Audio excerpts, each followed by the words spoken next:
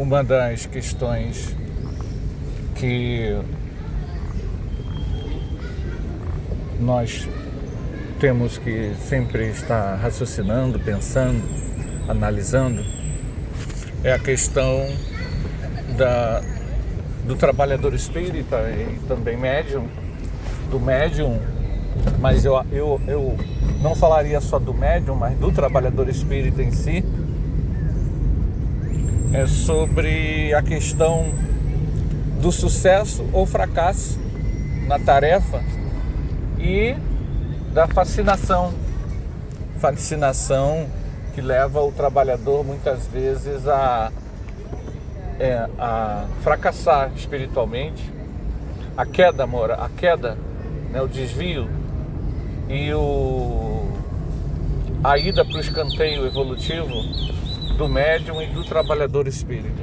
Obviamente que todos nós estamos extremamente vulneráveis a isso, então é um tema que nós precisamos estar atentos, meio que diariamente. É um trabalho diário de reflexão, porque está posto, né? Espíritos imperfeitos que somos, a possibilidade da gente fracassar em termos cedendo à influência de assédio é uma realidade. Então toda reflexão que nós pudermos fazer é sempre bom. Eu vou esperar aqui em cima, tá? Vai nos ajudar a lidar com as nuances das obsessões que tentam nos tirar do caminho. Então a gente quer falar um pouquinho sobre isso. A gente vai abordar muito dessas questões. E uma das coisas que a gente precisa entender é uma coisa que Kardec fala sobre as obsessões, que é muito séria, e é a chave para a gente entender a nossa defesa, ou pelo menos diminuir a intrusão, não é isso? Diminuir a intrusão, que é o seguinte: a melhor forma de repelir os maus espíritos é atrair os bons. Kardec, então, nos dá a chave, e vai girar sobre esse aspecto que a gente quer falar, sobre a questão do fracasso ou não no campo da mediunidade, mas não só da mediunidade, porque a gente percebe que quando se trata de derrocada, muitas vezes o problema é a desistência da tarefa espírita como um todo.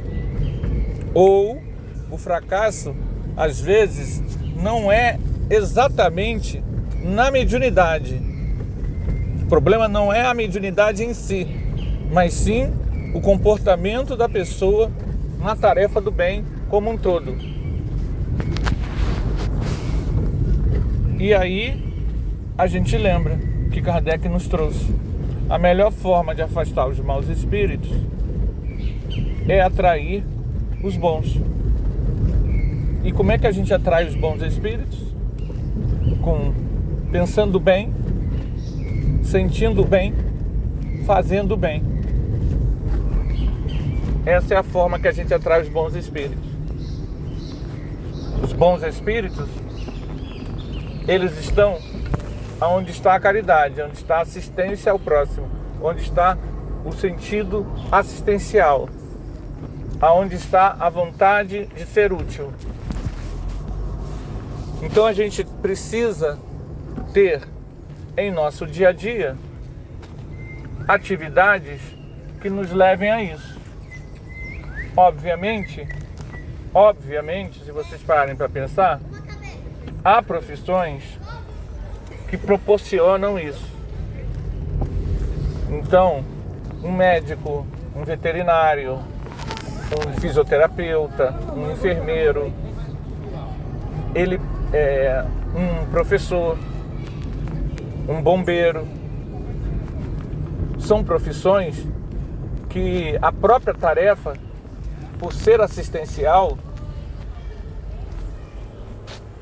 feita com um pouco de atenção, de estudo, de dedicação, ela já alavanca a pessoa. Mas, obviamente, que as pessoas têm dificuldade de entender isso. As pessoas têm muita dificuldade de entender isso. As pessoas têm dificuldade de entender isso. Elas acham que a gente está fazendo comparações, quando na verdade nós estamos apenas dizendo o seguinte: nós somos um espírito imortal, certo? Espírito imortal, ok. Imatável e imorrível, certo? Certo, ok. Todas as nossas ações semeiam. Todos os nossos pensamentos semeiam. Todas as nossas palavras semeiam. E tudo que a gente semeia, a gente vai ter que colher. Não importa as justificativas. Você só colhe coisas boas se você semeia coisas boas. Então a justificativa é onde a gente cai. Justificativas, seja elas quais forem, é onde a gente cai. A regra geral é para todos, não é para mim, não é para você, não é só para o médium, não é para o espírita, é para todo mundo. Tudo que semeia, colhe. Então vamos voltar. Há profissões que a própria semeadura é para o próximo. Ah, mas a pessoa é remunerada. Sim, mas a semeadura é para o próximo. O enfermeiro que assiste, ele está ajudando uma pessoa. O cuidador, ele está cuidando de uma pessoa. Ele está semeando o cuidado com o outro. Ele vai colher coisa boa. Obviamente eu estou falando na pessoa normal. A pessoa normal, o profissional normal. Ele pode transcender isso se ele fizer essa tarefa com muito amor, ou ele pode anular isso se ele fizer a tarefa com raiva e ódio. Mas a pessoa normal, mesmo a não amorosa, a que simplesmente faz a tarefa, ela está semeando bem. O bombeiro que resgata o gato perdido em cima da árvore. O bombeiro que salva as pessoas numa enchente. O bombeiro que resgata o rapaz que ficou perdido na Serra dos Órgãos. A profissão dele é assistencial, ele está fazendo bem. Ele está resgatando uma pessoa que estava perdida. Ele vai ter a gratidão dessa pessoa. Ele escolheu essa profissão e ele tem mérito por isso. Então há profissões que na sua semeadura, na sua prática, elas fazem um bem. Um amigo meu tinha um problema com o filho e a psicóloga conseguiu pouco a pouco fazer com que pai e filho, que eram inimigos, se tornassem pessoas que se amavam. E eu vi com meus próprios olhos. Quando a gente foi viajar a trabalho, o garoto que 2 anos antes eles se odiavam, e o que ele dizia, esse amigo meu, que chorando, né, que ele sabia que o destino era ou ele matar o filho ou o filho matar ele. E 2 anos depois eu vi os dois chorando, se despedindo, porque ele ia viajar, ia ficar 1 ano fora. E aí ele falou: Anderson, aquele que estava chorando é aquele meu filho. E quem fez esse trabalho maravilhoso foi uma psicóloga. Gente, ela escolheu essa profissão e ela fez o bem. Ela vai ter mérito sobre isso. Entende? Quem semeia o bem tem amparo. Quanto mais você se predispõe a fazer o bem, mais amparo você vai ter. Quanto mais você é assistencial, mais amparo você vai ter. Então, o que Kardec está nos dizendo é a chave da felicidade humana. A caridade, a caritas, a assistencialidade, o socorro, o amparo, a benignidade atrai pensamentos, formas pensamentos e espíritos afins. Gera simpatia entre encarnados e desencarnados. Essa simpatia vai como uma aura benéfica, limpando o teu ser e criando uma proteção espiritual. Essa proteção espiritual vai blindar você contra ações de obsessores, vampirização. Então, uma das coisas que nos ajuda quando a gente segue o caminho espiritual é não abrir mão da assistência. Isso é fundamental. A gente tem que gostar de fazer assistência. Não dá para você entrar no caminho da mediunidade fazendo concessão à sua má vontade, criando obstáculos mentais para prestar assistência. Não é que você não possa. Nós não estamos dizendo que é proibido. Estamos dizendo que quanto mais a pessoa desenvolve sua sensibilidade mediúnica, mais ela vai estar vulnerável se ela não o fizer. E se você já é médium ostensivo de berço, o prejuízo de não estar fazendo bem é muito maior e independe de você trabalhar como mediunidade ou não. Como a gente citou, profissões, isso já é autoexplicativo. Então, é um paradoxo que a busca da autodefesa, por si só, não traz a autodefesa plena, profunda, mas justamente o trabalho no bem, a assistencialidade, o foco nisso, leva a uma imunização espiritual. Quanto mais você se dedica nas 24 horas do dia num foco assistencial, e isso independe de como, por isso que eu falei que não é uma coisa que é restrita apenas ao médium ostensivo, mas também explica a defecção, como muitos médiuns desistem, explica como muitos médiuns não conseguem usar a mediunidade como uma alavanca evolutiva. Por quê? Como na Bíblia fala, tem um episódio lá do Velho Testamento em que o casal está saindo da cidade que vai ser arrasada, não pode olhar para trás, e a mulher olha para trás e vira estátua de sal. É um simbolismo da pessoa que, uma vez bem amparada espiritualmente, dá atenção aos comportamentos do passado, aos comportamentos que engessam nossas ações. Comportamentos esses atrelados ao passado, a condutas do passado.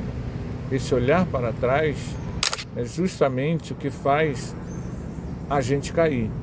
É quando a gente, uma vez que você sabe que é imortal, que a reencarnação é um fato, que você vive uma multidimensionalidade, você tem que se comportar à altura desse conhecimento. Mas veja bem, mas eu não me comporto. Sim, mas